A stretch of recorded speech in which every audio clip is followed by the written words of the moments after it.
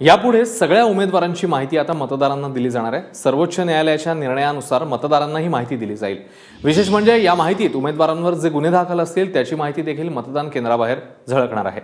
जी माहिती उमेदवारांनी शपथपत्रात दिली आहे ती माहिती यामध्ये सांगितली जाणार आहे। त्यामुळे ऐन निवडणुकीच्या तोंडावर गुंडापुंडांना पक्षप्रवेश देणाऱ्या राजकीय पक्षांना आता जपून राहावं लागेल।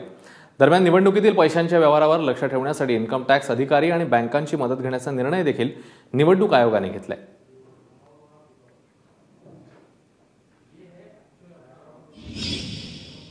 जे काही उमेदवार उभे आहेत त्यांची संपूर्ण माहिती त्यांना मिळाली पाहिजे। हा प्रत्येक मतदारांचा मूलभूत हक्क आहे।